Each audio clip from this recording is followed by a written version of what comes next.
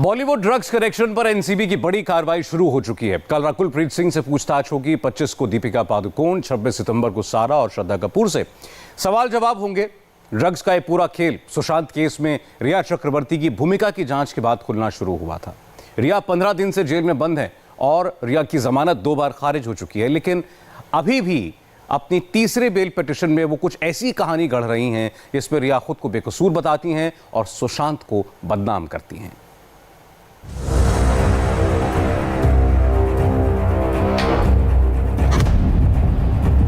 पंद्रह दिन से जेल के भीतर रिया और बाहर बेल के लिए बेहिसाब पैंतरा। 45 पेज के पैंतरे में एक से बढ़कर एक कहानी, एक से बढ़कर एक फरेबी दलील। पूरी कहानी का मजमून ये कि मैं तो बेगुनाह हूं, मुझे फंसाया गया है।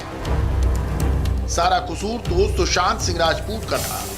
यानी अब की बार बॉम्बे हाई कोर्ट के लिए जो बेल की पिटीशन तैयार कराई है रिया चक्रवर्ती ने, उसमें ड्रग्स का पूरा दोष डाल दिया गया है सुशांत के सिर।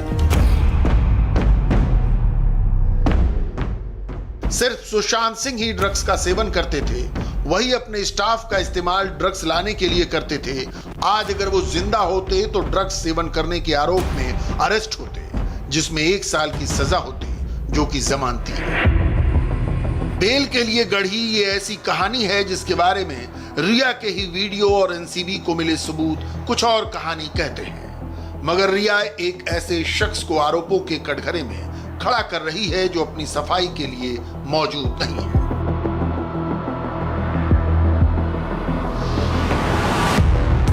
रिया चक्रवर्ती की जमानत याचिका में यह आरोप हैरान करने वाले हैं, क्योंकि एनडीपीएस की जिन धाराओं के तहत रिया चक्रवर्ती को गिरफ्तार किया गया था उसका सुशांत सिंह राजपूत से कोई कनेक्शन नहीं है, बल्कि जिस एनडीपीएस की धारा 27A की वजह से 2 बार रिया की जमानत याचिका खारिज हुई है, वो ड्रग्स की खरीद फरोख्त और सप्लाई से जुड़ी हुई है। और एनसीबी के पास इसको लेकर पक्के सबूत भी है। जांच में रोज रोज नए खुलासे हो रहे हैं। बावजूद इसके रिया ने जमानत हासिल करने के लिए नया दांव चल दिया है। रिया की तरफ से इस खेल की पूरी स्क्रिप्ट गढ़ने में 14 दिन लगे। इस दौरान 2 बार जो दलीलें दी गईं उसे कोर्ट ने खारिज कर दिया। रिया को बेल नहीं मिली। कोर्ट ने 22 सितंबर को पूरी हो रही 14 दिन की न्यायिक हिरासत भी आगे बढ़ा दी और 6 अक्टूबर तक जेल भेजने के आदेश दे दिए।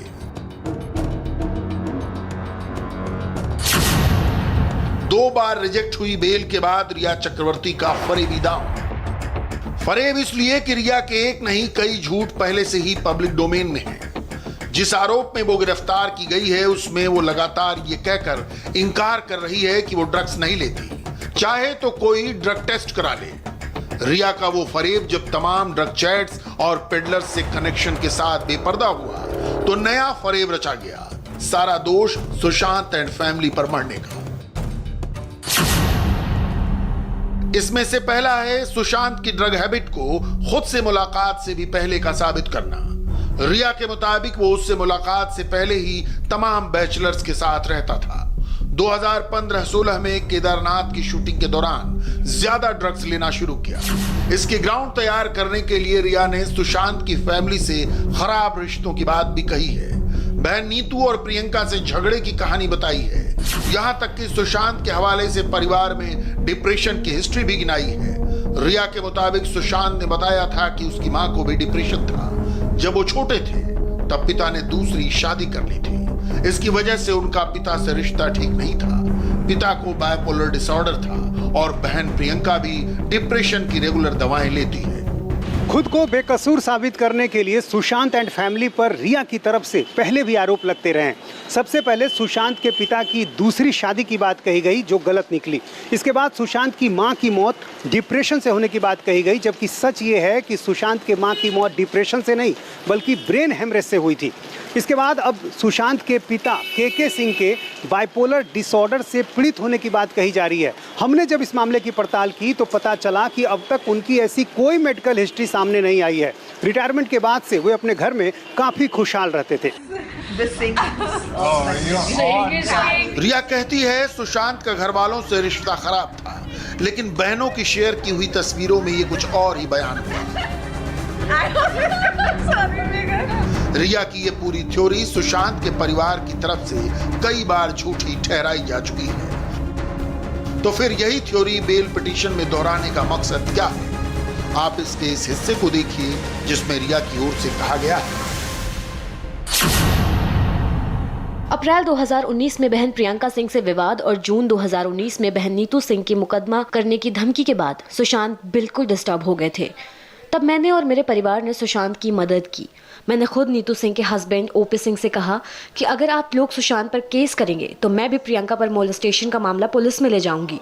इसके बाद सुशांत के रिश्तेदार कुछ महीनों तक चुप रहे। इस विवाद के बाद सुशांत मेरे घर पूरे परिवार के साथ रहे क्योंकि उन्हें प्यार और सहानुभूति की जरूरत थी।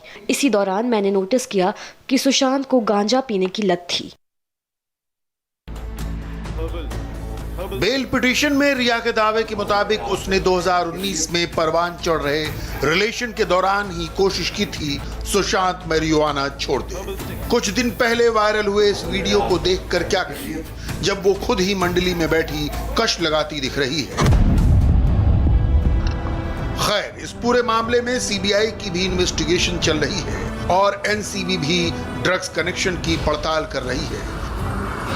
अपनी बेल के लिए तैयार की गई पिटीशन में जिस तरह की दलीलें तैयार की हैं, साफ तौर पर उसमें खुद को विक्टिम और सुशांत को दोषी ठहराने की कोशिश साफ दिख रही है। बेल पिटीशन में रिया चक्रवर्ती ने जिस ड्रग्स और डिप्रेशन थ्योरी का जिक्र किया है वो पहले से ही सवालों के घेरे में है। रिया चक्रवर्ती ने इस बेल एप्लीकेशन में कहा है कि सुशांत सिंह राजपूत केदारनाथ फिल्म की शूटिंग के दौरान ज्यादा ड्रग्स लेने लगे थे और इसका पता उन्हें साल 2019 में चला। लेकिन 2017 की रिया चक्रवर्ती के जो ड्रग चैट सामने आए हैं उसमें वो गौरव आर्या से एमडी जैसे ड्रग्स की मांग करती हुई देखी जा रही हैं। साथ ही जो दूसरे चैट सामने आए उसमें यह भी दिख रहा है कि साल 2020 में लॉकडाउन के दौरान रिया चक्रवर्ती ड्रग्स की खरीद फरोख्त में लिप्त थी।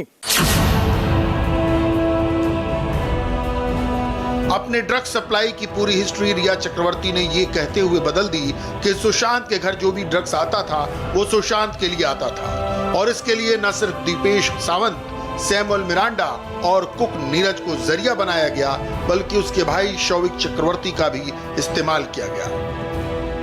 बेल पिटीशन के पेज नंबर 23 पर रिया के हवाले से दावा किया गया है। मैं पहले ही अपनी जमानत की अर्जी में कह चुकी हूं कि सुशांत ने मुझे और मेरे भाई को ड्रग्स मंगवाने के लिए इस्तेमाल किया। सुशांत के स्टाफ सैमुअल मिरांडा और दीपेश सावंत भी उनके लिए ही ड्रग्स लाते थे।